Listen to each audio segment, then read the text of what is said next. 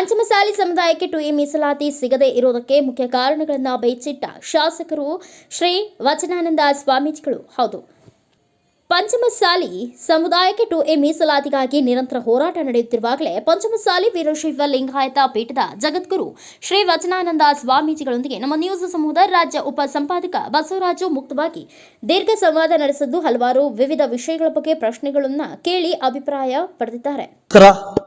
ವೀಕ್ಷಕರೇ, ನಮ್ಮ ಪತ್ರಿಕಾ ಸಮೂಹಕ್ಕೆ ವಿಶೇಷವಾಗಿ ಒಂದು ರೀತಿ ತುಂಗಾ ತೀರದಲ್ಲಿ ಇರತಕ್ಕಂಥ ಶಾಸಕರು, ಖ್ಯಾತ ಶಾಸಕರು ಹಾಗೂ ಪಂಚಮಸಾಲಿ ಪೀಠದ ಪೂಜ್ಯ ಜಗದ್ಗುರುಗಳಾಗಿರ್ತಕ್ಕಂಥ ಶ್ರೀ ವಚನಾನಂದ ಸ್ವಾಮೀಜಿಯವರು ಸಿಕ್ಕಿದ್ದಾರೆ.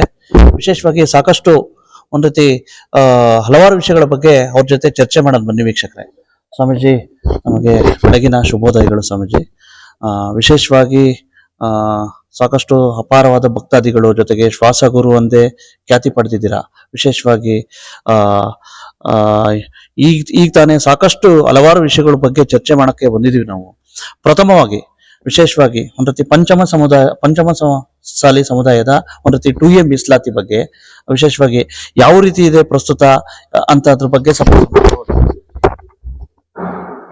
ಒಂದು ಯಾವುದೇ ಒಂದು ಸಮುದಾಯಕ್ಕೆ ಮೀಸಲಾತಿಯನ್ನ ಸರ್ಕಾರಗಳು ಆ ಸವಲತ್ತುಗಳು ನೀಡಬೇಕಾದ್ರೆ ಅದಕ್ಕೊಂದು ಆಯೋಗ ಅಂತ ಇದೆ, ಶಾಶ್ವತ ಹಿಂದುಳಿದ ಆಯೋಗ ಅಂತ.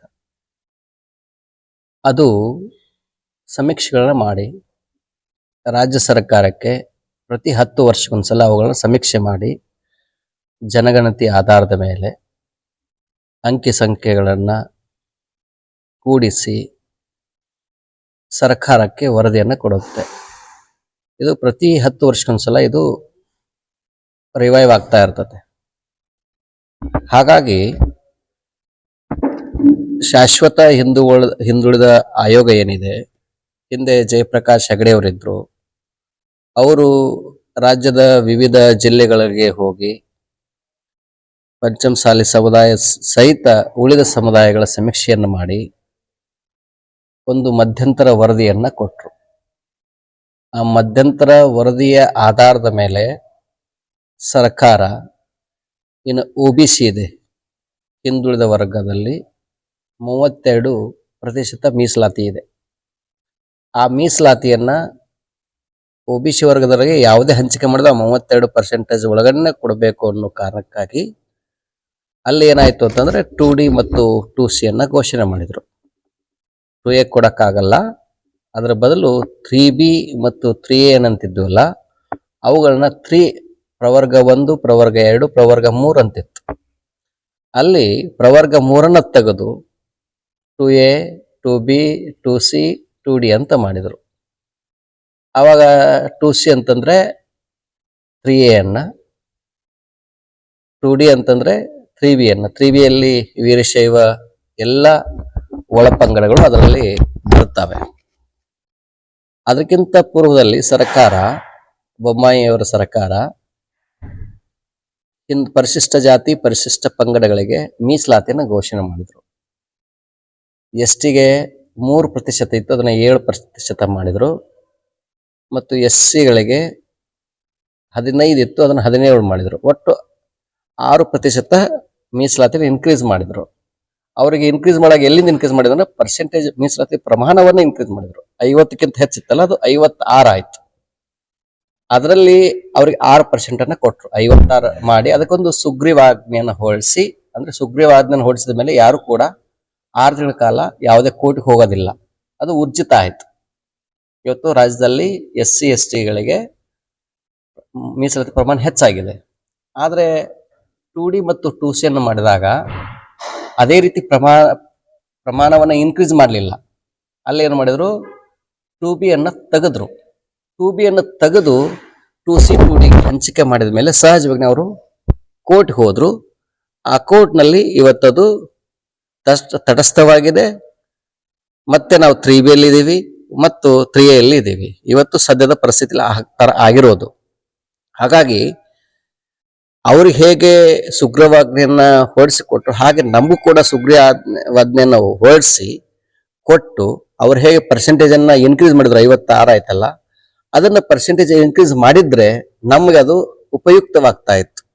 ಹಾಗಾಗಿ ಆ ಮೀಸಲಾತಿ ಇವತ್ತು ನಮಗೆ ಸಿಕ್ಕಿಲ್ಲ. ಆದ್ರೆ ಯಾವುದೇ ಒಂದು ಮೀಸಲಾತಿ ಸಿಗಬೇಕಾದ್ರೆ ಈ ಕೋರ್ಟ್ ಯಾವುದು ಹೇಳೋದಂದ್ರೆ ಅದು ಕಾನೂನು. ಅದಕ್ಕೆ ನಾವು ಏನ್ ಮಾಡಿದೀವಿ ಅಂತಂದ್ರೆ ಮೊದಲಿಂದನೂ ನಮ್ಮ ಶ್ರೀಪೀಠದಿಂದ ರಾಜ್ಯ ಸಂಘದಿಂದ ಕಾನೂನಾತ್ಮಕ ಹೋರಾಟ ಮಾಡ್ತಾ ಇದ್ದೀವಿ. 94ನೇ ಇಸ್ವಿಯಲ್ಲೇನೆ ಅವತ್ತು ವೀರಪ್ಪ ಮೊಯ್ಲಿಯವರಿಗೆ ಅರ್ಜಿಯನ್ನು ಕೊಟ್ಟು ಅವ್ರ ಮೂಲಕ ಅವತ್ತು ವೀರಪ್ಪ ಮೊಯ್ಲಿಯವರೇ 73% ಮಾಡ್ಬೇಕಂತ ರೆಕಮೆಂಡ್ ಮಾಡಿದ್ರು. ಇವತ್ತು 20-25 ವರ್ಷದಿಂದ ಕೋರ್ಟ್ ನಲ್ಲಿ ಇದೆ. ಹಾಗಾಗಿ ನಮ್ಮ ಸಮುದಾಯಕ್ಕೆ ಮೀಸಲಾತಿ ಸಿಗಬೇಕು ಅಂತಂದ್ರೆ ಅದು ಕಾನೂನಾತ್ಮಕ ಮಾತ್ರ ಸಾಧ್ಯ. ಯಾಕಂದ್ರೆ ಹಿಂದೆ ಬೊಮ್ಮಾಯರು ಕೊಟ್ರು, ಯಾಕಾಗ್ಲಿಲ್ಲ? ಕಾನೂನದಲ್ಲಿ ಅಡೆತಡೆ ಆಯ್ತು. ಹಾಗೆ ನಮ್ಮ ಹೋರಾಟ ಏನೇ ಇದ್ರು ಅದು ಕಾನೂನಾತ್ಮಕವಾಗಿ ನುರಿತ ವಕೀಲರ ಜೊತೆಗೆ, ಖ್ಯಾತ ವಕೀಲರ ಜೊತೆಗೆ ನಾವು ಚರ್ಚೆ ಮಾಡಿ, ಸಮುದಾಯದ ಹಿರಿಯರ ಜೊತೆಗೆ ಚರ್ಚೆ ಮಾಡಿ, ಈ ಸಮುದಾಯದಲ್ಲಿ ಸಾಕಷ್ಟು ಬುದ್ಧಿವಂತರು, ಜಾಣರು, ಸದಾಕಾಲ ಸಮುದಾಯದ ಬಗ್ಗೆ ಕಳಕಳಿ ಇರುವಂತ ಅನೇಕ ಜನ ನಮ್ಮ ಸಮಾಜದಲ್ಲಿದ್ದಾರೆ. ಅವ್ರ ಜೊತೆಗೆ ಚರ್ಚೆ ಮಾಡಿ ನಾವು ಕಾನೂನಾತ್ಮಕ ಹೋರಾಟವನ್ನ ಮಾಡ್ತಾ ಇದ್ದೀವಿ. ಒಂದು ರಾಜ್ಯ ಸರ್ಕಾರದ ಈ ಹೋರಾಟ ಆಗಿರೋದು. ಇನ್ನೊಂದು 1994 ಇಸ್ವಿಯಿಂದ ಹೋರಾಟ ಎದಕ್ಕಾಗಿತ್ತು ಅಂದ್ರೆ ರಾಜ್ಯದಲ್ಲಿ ಲಿಂಗಾಯತ ಎಲ್ಲ ಒಳಪಂಗಡಗಳು ಗೆಜೆಟ್ ನಲ್ಲಿದ್ದು, ಜಾತಿಯ ಪಟ್ಟಿಯಲ್ಲಿದ್ದು, ಆದ್ರೆ ಪಂಚಮಸಾಲಿ ಅನ್ನೋದು ಇರಲಿಲ್ಲ. 2003ನೇ ಇಸ್ವಿಯಲ್ಲಿ ವಾಜಪೇಯಿ ಅವ್ರನ್ನ ಭೇಟಿ ಆದಾಗ ನಿಮ್ಗೆ ಕೇಂದ್ರದ OBC ಮೀಸಲಾತಿ ನಾವು ಕೇಳಿದೀವಿ. ಅವಾಗ ನಾವು ಪೀಠದಲ್ಲಿ ಇರ್ಲಿಲ್ಲ, ಸಂಘದವರು. ಅವಾಗ ಹಿಂದಿನ ರಾಜ್ಯಾಧ್ಯಕ್ಷರಾದಂತಹ ಸೋಮನಗೌಡ ಪಾಟೀಲ್ ಅವರು ಮತ್ತು ಬಸವರಾಜ್ ದಿಂಡೂರ್ ಅವರು, ಹಿಂದಿನ ಎಲ್ಲ ಅಧ್ಯಕ್ಷರು ಒಂದು 200 ಜನ ದೆಹಲಿಗೆ ಹೋಗಿ ವಾಜಪೇಯಿ ಅವ್ರನ್ನ ಭೇಟಿಯಾಗಿ ನಮ್ಮ ಸಮುದಾಯವನ್ನ ಕೇಂದ್ರ OBC ಸೇರಿಸಿ ಅಂತಂದ್ರು. ಅಂದ್ರೆ ಲಿಂಗಾಯತ ಅನೇಕ ಒಳಪಂಗಡಗಳು ಈಗಾಗಲೇ ಕೇಂದ್ರದ OBC ಇದಾವೆ, ಹಂಗ ನಮ್ಮನ್ನು ಸೇರಿಸಂತಂದಾಗ ನಿಮ್ಮನ್ನು ಸೇರಿಸ್ಬೇಕಾದ್ರೆ ನಿಮ್ ಜಾತಿ ಪಟ್ಟಿಯಲ್ಲಿ ಹೆಸರೇ ಇಲ್ಲಲ್ಲ ಪಂಚಮಸಾಲಿ ಅಂತ ಅಂದ್ರು. ಹೌದಲ್ಲ, ಅದಕ್ಕೇನು ಮಾಡಿದ್ರು, ಕರ್ನಾಟಕ ಬಂದು ಆವಾಗ ಸಮೀಕ್ಷೆನ ಮಾಡ್ಲಿಕ್ಕೆ ಶುರು ಮಾಡಿದ್ರು. ನಿಮಗೆ ಇಲ್ಲೇ ಕೊಪ್ಪಳ ಜಿಲ್ಲೆಯಲ್ಲಿ ಮತ್ತು ಹೂವಿನಹಡಗಲಿ ತಾಲೂಕಿನಲ್ಲಿ ಪ್ರತಿ ಹಳ್ಳಿಗಳಿಗೆ ಹೋಗಿ ಅಲ್ಲಿ ನಮ್ಮ ಜನಸಂಖ್ಯೆ ಎಷ್ಟಿದೆ ಅನ್ನೋದು ಬಹಳ ಡಿಟೇಲ್ ಆಗಿ ಅಂಕಿ ಸಂಖ್ಯೆ ಕೊಟ್ಟ ಮೇಲೆ 2009ನೇ ಇಸ್ವಿಯಲ್ಲಿ ಈ ಜಾತಿ ಪಟ್ಟಿಯಲ್ಲಿ ಯಡಿಯೂರಪ್ಪನವರು ಅವ್ರ ಮುಖ್ಯಮಂತ್ರಿದಾಗ ಸೇರಿಸಿದ್ರು. ಅವತ್ತು ಪಂಚಮಸಾಲಿ ಅಧಿಕೃತ ಜಾತಿ ಪಟ್ಟಿಯಲ್ಲಿ ಬಂತು. ಇವಾಗ ನಾವು ಹೋರಾಟ ಮಾಡ್ಲಿ, ಯಾರೇ ಹೋರಾಟ ಮಾಡ್ಲಿ, ಒಟ್ಟು ಯಾರೇ ಮೀಸಲಾತಿ ಸಿಗ್ಬೇಕಂದ್ರೆ ಒಟ್ಟು ವೀರಶೈವ ಲಿಂಗಾಯತ ಸಿಗುತ್ತೆ. ಹಾಗಾಗಿ ನಾವು ಕೇಂದ್ರದ ಹಿಂದುಳಿದ ವರ್ಗ ಆಯೋಗಕ್ಕೆ ಹೋಗಿ ಒಟ್ಟು ವೀರಶೈವ ಲಿಂಗಾಯತರಿಗೆ ಪಂಚಮಸಾಲಿ ಸಮೇತ ಎಲ್ಲರಿಗೂ ಕೂಡ ಕೇಂದ್ರದ OBC ಸಿಗಬೇಕು ಅಂತ ಹೇಳಿ ಅಲ್ಲಿ ಅನೇಕ ಬಾರಿ ಹೋಗಿ ಅಲ್ಲಿ ನಾವು ಕಾನೂನಾತ್ಮಕವಾಗಿ ಒಂದು 890ಕ್ಕಿಂತ ಹೆಚ್ಚು ಪುಟಗಳ ದಾಖಲಾತಿಯನ್ನು ಕೊಟ್ಟು ಇವತ್ತು ಅಲ್ಲಿಯ ಹಿಂದುಳಿದ ವರ್ಗ ಆಯೋಗ ರಾಜ್ಯದ ಮುಖ್ಯ ಕಾರ್ಯದರ್ಶಿಗೆ ಆ ಎಲ್ಲ ಫೈಲ್ಗಳನ್ನ ವರ್ಗಾವಣೆ ಮಾಡಿದೆ. ನೀವು ಇದರ ಬಗ್ಗೆ ಒಂದು ರೆಕಮೆಂಡೇಶನ್ ಮಾಡಿ ಅಂತ ಈಗಾಗಲೇ ಸೂಚಿಸಲಾಗಿದೆ. ರಾಜ್ಯ ಸರ್ಕಾರ ಕೇಂದ್ರದ OBC ಸಿಕ್ಕರೆ ಅಲ್ಲಿ 27% ಮೀಸಲಾತಿ ಇದೆ ಅಲ್ಲಿ ಕೇಂದ್ರದಲ್ಲಿ. ಆ 27% ಮೀಸಲಾತಿ ಸಿಕ್ಕರೆ ನಮ್ಮ ಮಕ್ಕಳಿಗೆ IAS ಆಗ್ಬೇಕಾದ್ರೆ, IFS ಆಫೀಸರ್ ಆಗ್ಬೇಕಾದ್ರೆ, ಇಂಡಿಯನ್ ಫಾರೆಸ್ಟ್ ಸರ್ವಿಸ್ ಆಗ್ಬೇಕಾದ್ರೆ, ಫಾರೆಸ್ಟ್ ಸರ್ವಿಸ್ ಆಗ್ಬೇಕಾದ್ರೆ, ಮತ್ತು ಮೆಡಿಕಲ್ ಸೀಟ್ ಪಡ್ಕೊಳ್ಳಿ, ಮತ್ತು ಕೇಂದ್ರೀಯ ವಿದ್ಯಾಲಯಗಳಲ್ಲಿ, ಶಾಲೆಗಳಲ್ಲಿ ಅಡ್ಮಿಷನ್ ಸಿಗಬೇಕಾದ್ರೆ ಸೆಂಟ್ರಲ್ OBC ನಾವು ಬರಬೇಕು. ಈಗಾಗಲೇ ಲಿಂಗಾಯತ ಒಳಪಂಗಡಗಳು ಅವುಗಳ ಲಿಂಗಾಯತ ಅಂತ ಬರ್ಸದನೆ ತಮ್ಮ ಹಿಂದೂ ಅಂತ ಹೇಳಿ ಆತರ ಒಳಪಂಗಡ ಬರ್ಸ್ಕೊಂಡು ಕೇಂದ್ರ OBC ಪಡ್ಕೋತಾ ಇದಾವೆ. ಹಾಗೆ ಒಟ್ಟು ವೀರಶೈವ ಲಿಂಗಾಯತ ಎಲ್ಲ ಒಳಪಂಗಡದವರು, ಎಲ್ಲಾ ಮಠಾಧೀಶರು, ರಾಜ್ಯದ ಎಲ್ಲಾ ವೀರಶೈವ ಲಿಂಗಾಯತ ಸಂಘಟನೆಗಳು ಅವರೆಲ್ಲರೂ ಕೂಡಿ ಒಂದು ಗಟ್ಟಿಯಾಗಿ ನಾವು ಹೋರಾಟವನ್ನ ಮಾಡಿದ್ರೆ ಕೇಂದ್ರದ OBCಗೆ ರಾಜ್ಯ ಸರ್ಕಾರ ರೆಕಮೆಂಡ್ ಮಾಡಿದ್ರೆ ಆ ಮೀಸಲಾತಿ ಬಹಳ ಅನುಕೂಲ ಇದೆ. ಅದಕ್ಕೆ ಯಾವುದೇ ರೀತಿ ಕಾರಣ ಅಡ್ಡಿ ಆತಂಕಗಳಿಲ್ಲ. ಅದನ್ನ ವಿರೋಧ ಮಾಡೋರು ಯಾರು ಇಲ್ಲ. ಯಾಕಂದ್ರೆ ಈಗಾಗಲೇ ರಾಜ್ಯದಲ್ಲಿ ಯಾರ್ಯಾರು OBC ಇದಾರೋ, ನ್ಯಾಚುರಲ್ ಆಗಿ ರಾಜ್ಯದ ಹಿಂದುಳಿದ ವರ್ಗದಲ್ಲಿ ಯಾರಿದಾರೋ ಅವರೆಲ್ಲರೂ ಕೇಂದ್ರದ OBC ಬರ್ಬೇಕಂತಿದೆ. ಅದು ಸಹಜ. ಅದು ನಾವು ರಾಜ್ಯದಲ್ಲಿ ಈಗಾಗಲೇ ವೀರಶೈವ ಲಿಂಗಾಯತರೆಲ್ಲರೂ ರಾಜ್ಯದ OBC ಇದ್ದೇವೆ, ನಾವು ಹಿಂದುಳಿದ ವರ್ಗದಲ್ಲಿ ಇದ್ದೇವೆ. ಅದಾಗಬೇಕು ಅಂತಂದ್ರೆ ಆ ರೀತಿ ಹೋರಾಟ ಮಾಡಿದ್ರೆ ಆಗತ್ತೆ. ಅದಕ್ಕೆ ಕಾರಣಾತ್ಮಕವಾಗಿ ನಾವೆಲ್ಲವನ್ನ ಈಗಾಗಲೇ ಮಾಡಿಬಿಟ್ಟಿದೀವಿ. ಜಸ್ಟ್ ಇವರನ್ನು ರೆಕಮೆಂಡ್ ಮಾಡ್ಬೇಕಷ್ಟೇ. ಇನ್ನೊಂದು ಮೊನ್ನೆ ಸುವರ್ಣಸೌಧದಲ್ಲಿ ವಿಶೇಷವಾಗಿ ಒಂದು ಆದಂತ ಘಟನೆ ನಂತರ ಇಲ್ಲ ಒಂದ್ ಕಡೆ ಸಾಕಷ್ಟು ಹೋರಾಟಗಾರರು ಹೇಳ್ತಾವ್ರೆ, ಸಾಕಷ್ಟು ಇಬ್ರು ಸಹ ಒಂದಾಗಿ ಹೋಗ್ಬೇಕು ಇಂಥ ಸಂದರ್ಭದಲ್ಲಿ, ಸಾಕಷ್ಟು ಕ್ಲಿಷ್ಟಕರ ಸಂಗತಿಲಿ ಒಬ್ಬರೇ ಸ್ವಾಮೀಜಿ ಇದ್ ಮಾಡೋದ್ ಬೇಡ, ಎಲ್ಲಾರು ಜೊತೆಗೆ ಹೋಗೋಣ ಅಂತಕ್ಕಂತ ಅಭಿಪ್ರಾಯನ ಹೋರಾಟಗಾರರೇ ಸ್ವತಃ ವ್ಯಕ್ತಪಡಿಸ್ತವ್ರೆ. ಇಂತಹ ಸಂದರ್ಭದಲ್ಲಿ ವಿಶೇಷವಾಗಿ ತಮ್ಮ ನಿಲುವೇನು ಸ್ವಾಮಿ? ನೋಡಿ, ನಾವು ಮೊದಲಿಂದ ಹೇಳ್ಕೊಂಡು ಬಂದಿದ್ದೇವೆ, ಇದು ಮೂಲ ಹೋರಾಟಗಾರರ ಪೀಠ. ಇದು 94ನೇ ಇಸ್ವಿಯಿಂದ ಹೋರಾಟ ಮಾಡಿದಂತ ಸಂಘ ಇದೆ. ಇಲ್ಲಿ ಯಾವುದೇ ಒಂದು ಹೋರಾಟವನ್ನು ಮಾಡ್ಬೇಕಾದ್ರೆ ಇದು ಏಕಪಕ್ಷೀಯ ನಿರ್ಧಾರ ಆಗೋದಿಲ್ಲ. ಇಲ್ಲಿ ನಮ್ಮ ಮಠದಲ್ಲಿ ನಮ್ಮ ಹಿರಿಯರಿದ್ದಾರೆ, ಟ್ರಸ್ಟಿಗಳಿದ್ದಾರೆ, ಸಂಘ ಇದೆ, ಅವ್ರ ಜೊತೆ ಚರ್ಚೆ ಮಾಡ್ಬೇಕಾಗತ್ತೆ. ಅವ್ರು ಚರ್ಚೆ ಮಾಡ್ಕೊಂಡು ಸಮುದಾಯಕ್ಕೆ ಯಾವ್ದು ಒಳ್ಳೇದಪ್ಪ ಅಂತಂದ್ರೆ ಅದನ್ನ ನಾವು ಮಾಡಬೇಕು. ನಾವು ಏಕಪಕ್ಷೀಯ ನಿರ್ಧಾರ ಸ್ವಯಂವಾಗಿ ನಾವು ಏನೇನೋ ಇವತ್ತು ನಿಮ್ ಮುಂದೆ ಏನೋ ಒಂದು ಘೋಷಣೆ ಮಾಡೋದು ನಡ್ರಿ ಅಂತ ಹೇಳೋದು ಹಾಗೆ ಮಾಡೋರಲ್ಲ. ಒಂದು ಶಿಸ್ತು, ಒಂದು ಸಂಯಮ, ತಾಳ್ಮೆ, ಸಹನೆಯಿಂದ ಸಮುದಾಯಕ್ಕೆ ಕಾರಣಾತ್ಮಕ ಹೋರಾಟ ಪಡ್ಕೋಬೇಕಾಗತ್ತೆ. ನೀವು ಯಾವುದೇ ಕಲ್ತವ್ರು ತಿಳ್ಕೊಳ್ಳಿ, ಅವರೆಲ್ಲರೂ ಏನ್ ಹೇಳದಪ್ಪ, ಕಾರಣಾತ್ಮಕ ಮಾತ್ರ ನಿಲ್ತಾವ, ಉಳಿದ ಯಾವ್ದು ನಿಲ್ಲೋದಿಲ್ಲ. ನಿಮ್ಗೆ ನೀವು ನುರ್ತಂತಹ ವಕೀಲರನ್ನ ಕೇಳ್ಕೊಳ್ಳಿ. ನೀವು ಬೆಳಗಾವಿ ಜಿಲ್ಲೆಯವರು, ಅಲ್ಲಿರುವಂತ ಎಲ್ಲಾ ವಕೀಲರನ್ನ ಕೇಳ್ಕೊಳ್ಳಿ, ಇದು ಮೀಸಲಾತಿ ಸಿಗುತ್ತಾ, ಸಿಗಬೇಕಾದ್ರೆ ಏನ್ ಮಾಡಬೇಕು, ಅದಕ್ಕೆ ಅವ್ರು ಹೇಳೋದು ಕಾರಣಾತ್ಮಕ. ಅದನ್ನ ಹೋರಾಟ ಮಾಡ್ತಾ ಇದ್ದೀವಿ. ಸ್ವಾಮೀಜಿ, ಈಗ ವಿಶೇಷವಾಗಿ ಪಾದಯಾತ್ರೆ ಮಾಡೋದು, ವಿಶೇಷವಾಗಿ ಕೂಡಲ ಸಂಗಮದಿಂದ ಈ ಕಡೆ ಬೆಂಗಳೂರುವರೆಗೂ ಮೀಸಲಾತಿ ಬೇಕೇ ಬೇಕು ಅಂತ ತಾವು ಸಹ ಒಂದ್ ರೀತಿ ಭಾಗವಹಿಸಿದ್ರಿ, ಸಾಕಷ್ಟು ಮುಂಚೂಣಿ ನೇತೃತ್ವವನ್ನು ಸಹ ವಹಿಸಿದ್ರಿ. ಇಂತಹ ಸಂದರ್ಭದಲ್ಲಿ ಸಾಕಷ್ಟು ಮುಖಂಡರುಗಳೇ ಎಲ್ಲ ಒಂದ್ ಕಡೆ ಆ ಕಡೆ ಇರ್ತಕ್ಕಂತ ಒಂದ್ ರೀತಿ ಪೂಜ್ಯ ಜಯಬಸವ ಮೃತ್ಯುಂಜಯ ಸ್ವಾಮೀಜಿ ವಿರುದ್ಧ ಒಂದ್ ರೀತಿ ಆಕ್ರೋಶ ವ್ಯಕ್ತಪಡಿಸ್ತಾ ಇರ್ತಕ್ಕಂಥದ್ದು. ಎಲ್ಲ ಒಂದ್ ಕಡೆ ಯಾಕೆ ಸ್ವಾಮೀಜಿ ಈ ರೀತಿ ಇದಾಗ್ಬಿಟ್ರೆ ಯಾವ ರೀತಿ ಸಾಧ್ಯ ಪಂಚಮಸಾಲಿ ಟು ಮೀಸಲಾತಿಗೆ?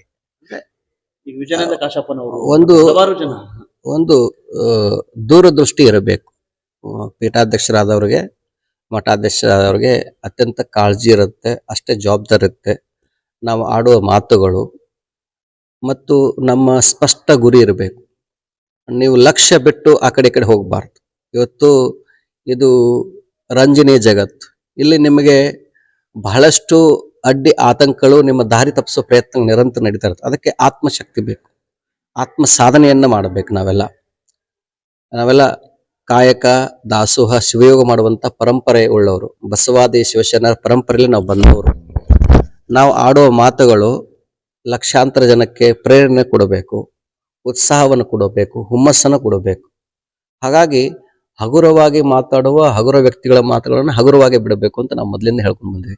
ಇವೆಲ್ಲ ಬಂದಾಗ ನಮ್ ಡೈವರ್ಟ್ ಆಗಬಾರ್ದು. ನಮ್ದೇನಪ್ಪ ಫೋಕಸ್ ಏನು, ನಮ್ಮ ಸಮುದಾಯಕ್ಕೆ ಮೀಸಲಾತಿ ಸಿಗಬೇಕು. ಅದಕ್ಕೆ ಏನ್ ಮಾಡ್ಬೇಕು, ಕೂತ್ಕೊಂಡು ಚರ್ಚೆ ಮಾಡಬೇಕು. ಅದಕ್ಕೆ ಬೇಕಾಗಿರುವಂತಹ ವಕೀಲರನ್ನ ಜೊತೆಗೆ ನ್ಯಾಯಾಧೀಶ ಜೊತೆಗೆ, ನಮ್ಮ ಸಮಾಜದಲ್ಲಿ ಬಹಳಷ್ಟು ಜನ ನಿವೃತ್ತ ನ್ಯಾಯಾಧೀಶರಿದ್ದಾರೆ. ಅವರೆಲ್ಲ ಇಡೀ ಬದುಕನ್ನ ಅಲ್ಲೇ ಕಳೆದವರು. ಅವ್ರಿಗಿಂತ ಜ್ಞಾನಿಗಳು ಮತ್ತಾರು ಇರೋದಿಲ್ಲ ಆ ವಿಚಾರದಲ್ಲಿ. ಹಾಗೆ ಅವ್ರ ಜೊತೆಗೆ ನಾವು ಚರ್ಚೆ ಮಾಡಿದೀವಿ. ಅವರು ಏನ್ ಹೇಳಿದ್ರು, ಈ ತರ ಮಾಡಿದ್ರೆ ಆಗತ್ತೆ ಅಂತ ಹೇಳಿ ನಾವು ಹಿಂದುಳಿದ ವರ್ಗ ಕಾಯಕ್ ಹೋದಿವಿ. ಅಲ್ಲಿ ರಿಟ್ ಅರ್ಜಿ ಹಾಕಿದೀವಿ. ಅಲ್ಲಿ ಹೋಗಿ ಗಂಟೆ ಹೋಗಿ ಅಲ್ಲಿ ನಮ್ಮ ವಿಚಾರಗಳನ್ನ ಮಂಡಿಸಿದೀವಿ. ಆ ವಿಚಾರ ಮಂಡಿಸಲಿಕ್ಕೆ ಇವತ್ತು ಕೇಂದ್ರ ಹಿಂದುಳಿದ ವರ್ಗ ಆಯೋಗ ಇಲ್ಲಿ ಫೈಲ್ ಕಳಿಸಿದೆ, ರಾಜ್ಯ ಸರ್ಕಾರಕ್ಕೆ ರೆಕಮೆಂಡ್ ಮಾಡಿದೆ. ನೋಡಿ, ನೀವು ರೆಕಮೆಂಡ್ ಮಾಡಿ ಕೇಂದ್ರ ಕಳಿಸಿ ಅಂತ ಹೇಳಿದೆ. ಇದಕ್ಕಿಂತ ಇನ್ನೇನು ಬೇಕು ಹೋರಾಟ? ಪೇಪರ್ನಲ್ಲಿ, ಟಿವಿಯಲ್ಲಿ ನಿರಂತರ ಬರೋದ್ರಿಂದ ಸಮಾಜಕ್ಕೆ ಒಳ್ಳೇದಾಗೋದಲ್ಲ. ಎಷ್ಟೋ ಸಂದರ್ಭದಲ್ಲಿ ಆಡದೆ ಮಾಡುವುದು ರೂಢಿಗೊತ್ತಮ ಅಂತ ಮಾತಿದೆ. ಆಡಿ ಮಾಡುವುದು ಒಳ್ಳೇದಲ್ಲ, ಅದು ಆಡದೆ ಮಾಡುವುದಿದೆಯಲ್ಲ ಅದು ಒಳ್ಳೇದು. ಇವತ್ತಿನ ಸಮಯದಲ್ಲಿ ಇವತ್ತು ಅನೇಕ ಈಗ 2A ಇದ್ದಂತಹ ಅನೇಕ ಸಮುದಾಯಗಳು ಮೀಸಲಾತಿ ಕೊಡ್ಲಿಕ್ಕೆ ಹೋಗ್ಬೇಡಿ ಅಂತ ಹೇಳ್ತಾರೆ. ಈಗ ಅವ್ರು ಕೊಟ್ರೆ ಅವ್ರು ಕೋರ್ಟ್ ಹೋಗ್ತಾರೆ, ಅವ್ ಮತ್ತೆ ಸಮಾಜಕ್ಕೆ ಒಳ್ಳೇದಾಗತ್ತಾ? ನಿಮ್ಗೆ ಗೊತ್ತಿದೆ, ನಮ್ಮ ಕಾನೂನು ವ್ಯವಸ್ಥೆಯಲ್ಲಿ 20-30 ಕೊಟ್ಟಿದ್ದಾರೆ ಸ್ವಾಮೀಜಿ. ಮೊನ್ನೆ ಒಂದ್ ರೀತಿ ಪಂಚಮಸಾಲಿ ಸಮುದಾಯ ಇದಾಯ್ತಲ್ಲ ಸ್ವಾಮೀಜಿ, ಅವಾಗ ಏಕಾಏಕಿ ಹಿಂದುಳಿದ ವರ್ಗಗಳ ಆಯೋಗಗಳ ಇವರು ಅವ್ರು ಕೊಡ್ಬೇಡಿ ಅಂತ ಹೇಳ್ಬಿಟ್ಟು ಸಿಎಂ ಸಿದ್ದರಾಮಯ್ಯ ಅವ್ರಿಗೆ ಮನವಿ ಕೊಟ್ಟಿದ್ರು. ನೋಡಿ, ಅದಕ್ಕಿಂತ ಪೂರ್ವದಲ್ಲಿ ಹಿಂದೆ ಜಯಪ್ರಕಾಶ್ ಹೆಗಡೆಯವರು ಇದ್ದಾಗನು ಅವರಿಗೆ ಮನವಿನ ಕೊಟ್ಟಿದ್ರು. ಅವರು ಕೂಡ 2L ಸೇರ್ಸ್ಬೇಕು ಅಂತ ಏನು ಕೊಟ್ಟಿಲ್ಲ. ಅವರು ರಾಜ್ಯ ಸರ್ಕಾರಕ್ಕೆ ಏನ್ ರಿಪೋರ್ಟ್ ಕಳಿಸಿದ್ರು, ಹಿಂದಿನ ಜಯಪ್ರಕಾಶ್ ಹೆಗಡೆ ಅವರ ಆಯೋಗ ಅವರು 2L ಸೇರ್ಸ್ ಅಂತ ಕೊಟ್ಟಿಲ್ಲ. ಅವರೇನೆ ಏನೇ ರೆಕಮೆಂಡ್ ಮಾಡಬೇಕು, ಯಾರು ಮಾಡಬೇಕು?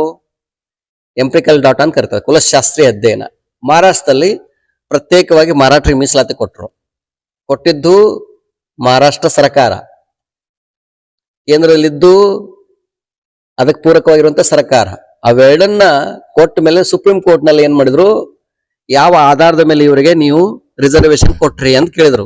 ಅದಕ್ಕೆ ಎಂಪಿಕಲ್ ಡಾಟಾ ಎಲ್ಲಿದೆ ಅಂತ ಕೇಳಿದ್ರು, ಕುಲಶಾಸ್ತ್ರ ಅಧ್ಯಯನ ಆಗೈತೆ ಅಂತ ಕೇಳಿದ್ರು, ಕರೆಕ್ಟ್ ಆಗಿಲ್ಲ ಅಂತಂದ್ರು, ರಿಜೆಕ್ಟ್ ಮಾಡಿ ಹೋಗಿದ್ರು. ನಾವು ಸಾಮಾಜಿಕವಾಗಿ ನಾವು ಮುಂದುವರೆದಿವಿ ಅಂತ ಇಲ್ಲಿವರೆಗೆ ತೋರಿಸಿದ್ದಾರೆ. ಹಿಂದಿನ ಏನು ಆಯೋಗಗಳಿದ್ವಲ್ಲ, ವೆಂಕಟಸ್ವಾಮಿ ಆಯೋಗ ಇರಬಹುದು, ಚಿನ್ನಪ್ಪರೆಡ್ಡಿ ಆಯೋಗದಲ್ಲಿ ವೀರಶೈವ ಲಿಂಗಾಯತರ ಅಂತಂದ್ರೆ ಸಾಮಾಜಿಕವಾಗಿ ಮುಂದುವರೆದ ಅಂತ ಅಲ್ಲಿ ತೋರಿಸಿದ್ದಾರೆ.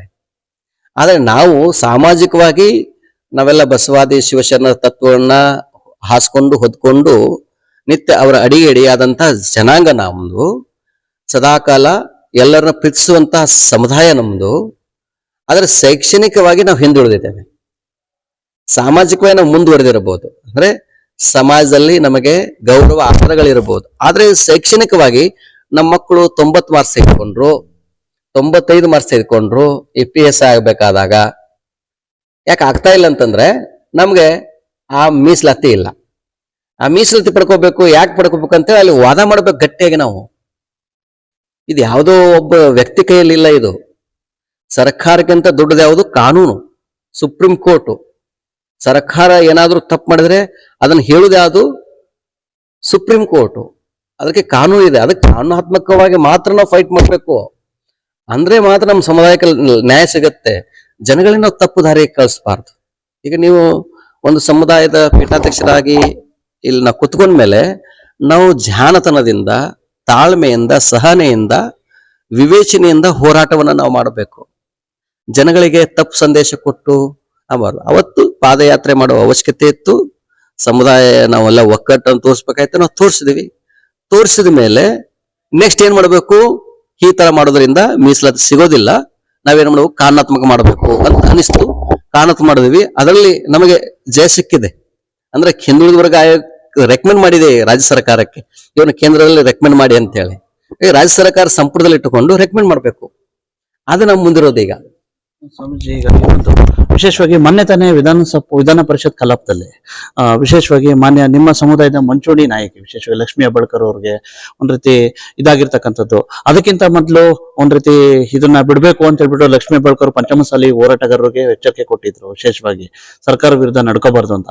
ಇಂಥ ಸಂದರ್ಭದಲ್ಲಿ ಲಕ್ಷ್ಮೀ ಹೆಬ್ಬಾಳ್ಕರ್ಗೆ ಆಗಿರ್ತಕ್ಕಂಥ CT ರವಿ ನಿಂದನೆ ಬಗ್ಗೆ ವಿಶೇಷವಾಗಿ ನಿಮ್ಮ ಸಮುದಾಯದವರು ಇದ್ರ ಬಗ್ಗೆ ತಮ್ಮ ಪ್ರತಿಕ್ರಿಯೆ? ಅದಕ್ಕೆ ಯಾವುದೇ ಪ್ರತಿಕ್ರಿಯೆ ಕೊಡೋದಿಲ್ಲ. ಅದು ಸಭಾಪತಿಗಳಿದ್ದಾರೆ, ಅದಕ್ಕೆ ಕಾನೂನು ಇದೆ, ನಾವು ಅದಕ್ಕೆ ಸಂಬಂಧ ಬರಲ್ಲ. ಏನಾರ ರೀತಿ ಆಗಬಾರ್ದಾಗಿತ್ತು ಅಂತ ಹೇಳ್ತಾರೆ. ಇಲ್ಲ, ಯಾವುದನ್ನ ಪರ ಆಗ್ಲಿ ವಿರೋಧ ಆಗ್ಲಿ ಅದ್ರ ಬಗ್ಗೆ ನಾವು ಯಾವುದೇ ಹೇಳಿಕೆ ಕೊಡೋದಿಲ್ಲ. ಮತ್ತೆ ಎಲ್ಲದಕ್ಕೂ ಹೇಳಿಕೆ ಕೊಡ್ಬೇಕು ಅಂತ ಏನಿಲ್ಲ. ನಾವು ನಮ್ಮ ಸಂಬಂಧ ಇರ್ಬೋದು, ಅದು ರಾಜಕಾರಣ. ಅದು ಅದಕ್ಕೆ ಅಲ್ಲಿ ಸಭಾಪತಿಗಳಿದ್ದಾರೆ, ಅವ್ರು ಹೇಳ್ತಾರೆ. ನಾವಿಲ್ಲಿ ಕೂತು ನಮ್ಗೇನ್ ಹೇಳ್ಬೇಕು? ನಮ್ಗೇನ್ ಗೊತ್ತಾಗುತ್ತೆ? ಈಗ 2A ಮೀಸಲಾತಿಗೆ ಸಂಬಂಧಿಸಿದಂತೆ ವಿಶೇಷವಾಗಿ ಇಲ್ಲೇ ಹರಿಹರದವರೇ ವಾಲ್ಮೀಕಿ ಒಂದ್ ರೀತಿ ಸಮುದಾಯಕ್ಕೆ ನಿರಂತರವಾಗಿ ಹೋರಾಟ ಮಾಡಿ ಪಡ್ಕೊಂಡ್ರು ಸ್ವಾಮೀಜಿ. ಆದರೆ ಇಲ್ಲಿ ನೀವು ಬೆಂಗಳೂರಲ್ಲಿ ಕೂತ್ಕೊಂಡ್ರು, ಆದ್ರೆ ಅರ್ಧಕ್ಕೆ ಕೈ ಬಿಟ್ರು. ಯಾಕೆ ಸ್ವಾಮೀಜಿ ಒಂದ್ ರೀತಿ ಬದ್ಧ ಆಗಿಲ್ಲ, ನಿರಂತರವಾಗಿಲ್ಲ? ಯಾಕೆ ಸ್ವಾಮೀಜಿ? ನಮ್ಮಲ್ಲಿ ಯಾವುದೇ ಕನ್ಫ್ಯೂಸ್ ಇಲ್ಲ. ನಾವು ಬಹಳ ಕ್ಲಾರಿಟಿ ಇದೀವಿ, ಬಹಳ ಸ್ಪಷ್ಟತೆ ಇದೀವಿ. ಆತರ ಕನ್ಫ್ಯೂಸ್ ಜನಗಳು ಮಾಡ್ಬೋದು, ತಪ್ಪು ಸಂದೇಶ ಹೇಳ್ಬೋದು. ಆದ್ರೆ ನಮ್ಮಲ್ಲಿ ಯಾವುದೇ ರೀತಿ ಇರಲಿಲ್ಲ. ಏನೋ ಒಂದು ಕಾನೂನಾತ್ಮಕ ಮಾಡ್ಬೇಕು.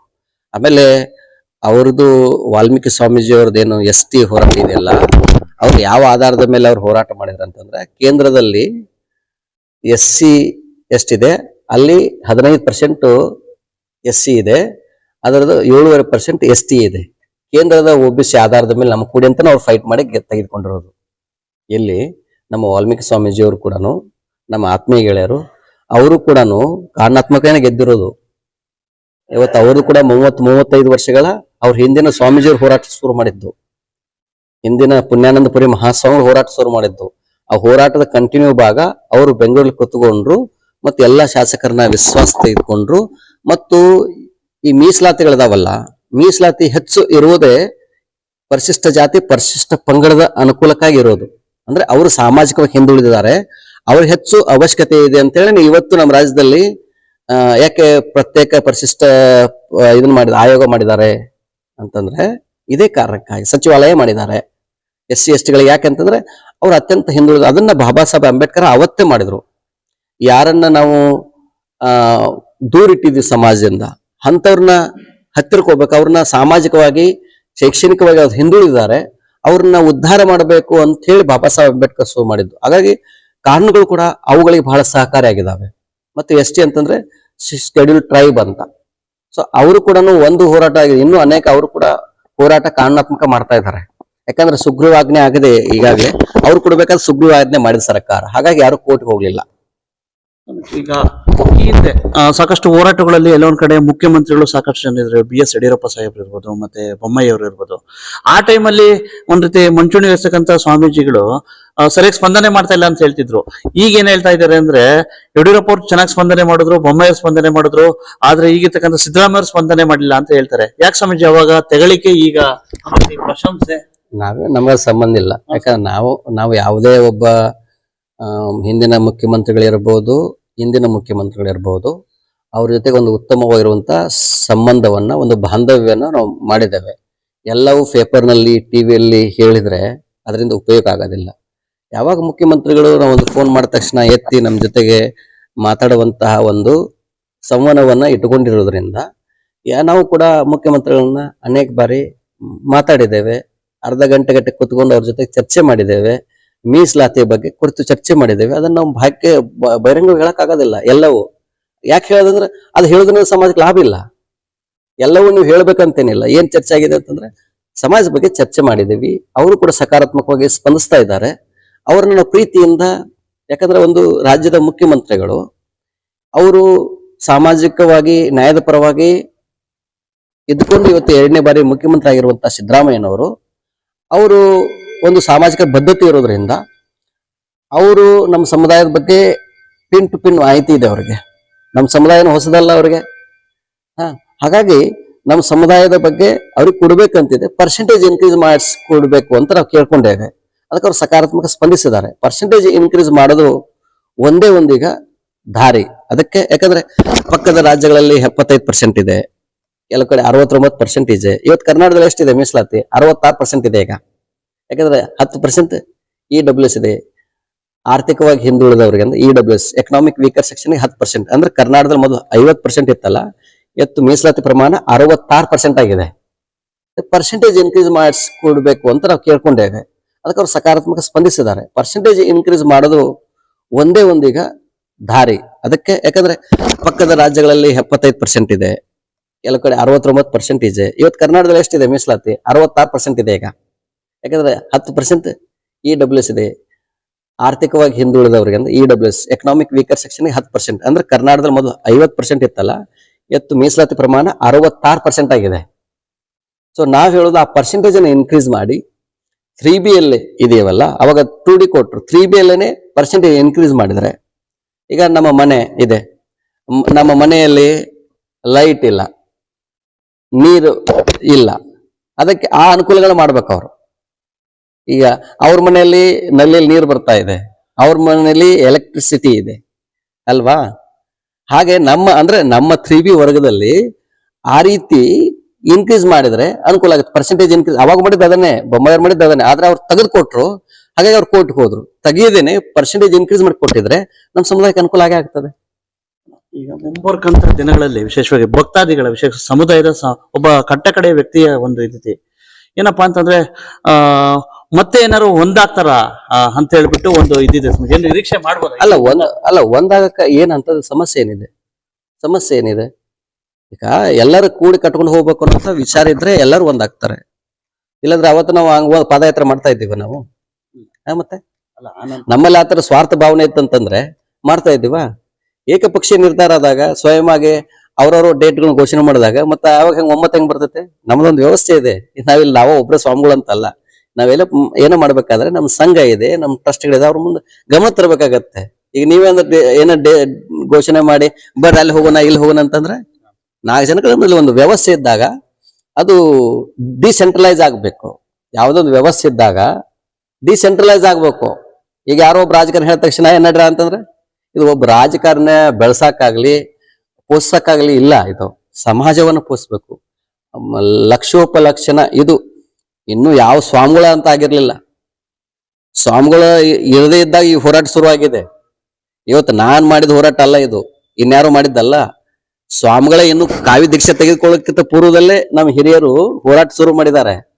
ಇದು ನಾನು ಅನ್ನೋದು ಹೋಗ್ಬೇಕು, ನಾವು ಅನ್ನೋದು ಬರಬೇಕು. ನಾವು ಅಧಿಕ ಆಗಬೇಕು. ನಾವು ಸಂಕಲನ ಬಗ್ಗೆ, ಗುಣಾಕಾರ ಬಗ್ಗೆ ನಾವು ಮಾತಾಡಬೇಕು. ವ್ಯವಕಲನ ಇಲ್ಲ ಇಲ್ಲಿ. ಅಂದ್ರೆ ಸಮಾಜ ಕೂಡ್ಸೋ ಬಗ್ಗೆ ಸಂಘಟನೆ ಮಾಡೋ ಕಡೆ ಗಮನ ಕೊಡಬೇಕು. ಮತ್ತೊಬ್ಬನ ಹಳಿಯೋದ್ರಿಂದ, ಮತ್ತೊಬ್ರು ಸಣ್ಣವ್ರು ಮಾಡೋದ್ರಿಂದ ನಾವು ದೊಡ್ಡವ್ರು ಆಗೋದಿಲ್ಲ. ನಾನು ಸಣ್ಣವನ ಆದಾಗ ಅವಾಗ ಸಮಾಜ ದೊಡ್ಡದಾಗ್ತದೆ. ನಾನೇ ದೊಡ್ಡವ ಅಂತಂದಾಗ ನಾವು ಬರೀ ದೊಡ್ಡವರಾಗಿರ್ಬೇಕಷ್ಟೇ, ಸಮಾಜಕ್ಕನ್ನ ಸಣ್ಣವರಾಗಿರ್ತೇವೆ ಅಷ್ಟೇ. ಸ್ವಾಮೀಜಿ, ಸಾಕಷ್ಟು ಜನ ಹಿಂದೆ ಸಾಕಷ್ಟು ಸಂದರ್ಭದಲ್ಲಿ ತೆಗಳಿದ್ರು. ಇವಾಗ ಅವರೇ ಪಶ್ಚಾತ್ತಾಪ ಪಡ್ತಕ್ಕಂತ ಇದಾಗಿದೆ, ಮತ್ತೆ ಆ ಒಂದು ರೀತಿಯಿಂದ ದೂರ ಆಗಿದ್ದಾರೆ. ಏನಾದ್ರು ನಿಮ್ ಕಡೆ ಬಂದ್ರೆ ನೀವು ಸ್ವೀಕಾರ ಮಾಡ್ತೀರಾ ಅವ್ರನ್ನ? ನೋಡಿ, ನಾವು ಸ್ವೀಕಾರ ಮಾಡಕ್ಕೆ ಎಲ್ಲರೂ ಇವ ನಮ್ಮವ ಬದುಕುದು ಎಷ್ಟು ದಿನ, ಇನ್ನೊಂದಿಷ್ಟು ದಿನ ಬದುಕ್ತಿವಿ. ಯಾಕೆ ದ್ವೇಷ ಮಾಡ್ಬೇಕು? ದ್ವೇಷ ಮಾಡೋದ್ರಿಂದ ನಿಮ್ಮ ಆರೋಗ್ಯದಲ್ಲಿ ವ್ಯತ್ಯಯ ಆಗತ್ತೆ, ನಿಮ್ಮ ನರ್ವಸ್ ಸಿಸ್ಟಮ್ ಬ್ಲಾಕ್ ಆಗತ್ತೆ, ನಿಮ್ಮ ಮೆದುಳಿನಲ್ಲಿ ವಿಷ ಹುಡ್ತದೆ. ಅದಕ್ಕೆ ಎಷ್ಟು ದಿನ ಬದುಕ್ತೀವಿ ನಾವು? ಎಂತ ರಾಜರು ಮಹಾರಾಜರೇ ಇಲ್ಲ ಈಗ. ಬದುಕುದೊಂದಿಷ್ಟು ದಿನ ಎಲ್ಲರೂ ಪ್ರೀತಿಸಿ ಬರೀಪ್ಪ, ಇವ ನಮ್ಮವ ಅಂತ. ನಮ್ಮ ದಾರಿಗೆ ಮುಳ್ಳು ಚೆಲ್ಲಿದರೆ ಅವರ ದಾರಿಗೆ ಹೂವ ಚೆಲ್ಲೋಣ, ನಮ್ಮ ಮನೆಗೆ ಕಲ್ಲು ಎಸೆದರೆ ಅವರ ಹೊಸ್ತಲಿಗೆ ಹಣ್ಣು ಹಾಕೋಣ, ನಮ್ಮ ಬೆನ್ನಿಗೆ ಚೂರಿ ಹಾಕಿದರೆ ಅವರ ಕೊರಳಿಗೆ ಹಾರ ಹಾಕೋಣ. ದ್ವೇಷದಿಂದ ಒಬ್ಬನಿಗಿಂತ ಪ್ರೀತಿಯಿಂದ ಸೋತು ಜಗವೇ ಜಯಿಸಬಹುದು ಅಂತ ಹೇಳಿ ಒಬ್ಬ ಕವಿ ಹೇಳ್ತಾರೆ. ಹಾಗೆ ನಾವೆಲ್ಲರೂ ಪ್ರೀತಿಸ್ಬೇಕು, ಎಲ್ಲರೂ ಇವ ನಮ್ಮವ ಅಂತ ಹೋಗ್ಬೇಕು. ಅದೇ ಬಸವತತ್ವ ಅಲ್ವಾ? ಬಸವತತ್ವ ಅಂದ್ರೆ ಏನು? ಕಾಯಕ ಮಾಡೋದು, ದಾಸೋಹ ಮಾಡೋದು. ಯಾರು ಬರ್ತಾರೆ, ಬರಪ್ಪ ಪ್ರಸಾದ ಸ್ವೀಕಾರ ಮಾಡ್ರಿ ಅನ್ನೋದು. ಈಗ ನೀವು ನಿನ್ನೆ ಬಂದಿರಿ ಮಠದಲ್ಲಿ, ನಿಮಗೆ ಖುಷಿ ಅನಿಸ್ತು, ಬರ್ರಿ ಪ್ರಸಾದ ಮಾಡ್ರಿ ಅಂದಿವಿ, ಉಳ್ಕೊಳ್ರಿ ಅಂತ ಹೇಳಿದ್ವಿ. ಇದೆ ಅಲ್ವಾ ಒಂದ್ ಮಠ? ಇದ್ರಕ್ಕಿಂತ ಒಂದು ಸಮಾಜದ ಪೀಠಾಧ್ಯಕ್ಷರಾಗಿ ಇನ್ನೇನ್ ಮಾಡ್ಬೇಕು? ಈಗ ನಿಮ್ಗೇನ್ ಅನಿಸಿದೆ? ನೀವು ಮುಕ್ತವಾಗಿ ಹೇಳಿ. ಈಗ ನಿಮ್ಗೇನ್ ಅನಿಸ್ತು? ಪೀಠ ಇದೆ, ಎಲ್ಲ ಚೆನ್ನಾಗಿ ವ್ಯವಸ್ಥೆ ಇದೆ. ಮತ್ತೆ ನಿಮ್ಗೆ ಹೆಮ್ಮೆ ಅನ್ಸತ್ತ? ಇದು ನಾನು ಪಂಚಮಸಾಲಿಪ್ಪ, ಈ ಪಂಚಮಸಾಲಿ ಪೀಠ ಬಂದಕ್ಕೆ ಇಲ್ಲಿ ವ್ಯವಸ್ಥೆ ಆಯ್ತು, ನಿಮ್ಗೇನ್ ತಾರತಮ್ಯ ಮಾಡಿದ್ರೆ ಇಲ್ಲಿ?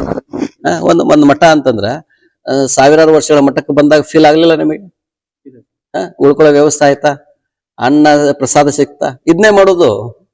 ಮತ್ತೆ ಇದು ಸಮಾಜದ ನೀವು ಕೊಟ್ಟ ದವಸ ಧಾನ್ಯಗಳು ಕೊಟ್ಟಿರ್ತಾರೆ, ಅದನ್ನ ಕೆರೆ ನೀರು ಕೆರೆಗೆ ಚೆಲ್ಲಬೇಕು ಅಂತ. ಬರ್ರಿ, ಆರಾಮಿರ್ರಿ, ಕುತ್ಕೊಳ್ರಿ, ಟೆನ್ಷನ್ ಮಾಡ್ಕೊಳ್ಳೋದಂಗೆ. ಯಾವುದೇ ದುಡುಕಿನಿಂದ ಬಹಳಷ್ಟು ಯಾವುದೇ ಕೆಲಸಗಳು ಸಕ್ಸಸ್ ಆಗೋದಿಲ್ಲ. ಶಾಂತ ಚಿತ್ತದಿಂದ ಮಾತ್ರ ಕೆಲಸಗಳು ಸಕ್ಸಸ್ ಆಗ್ತವೆ.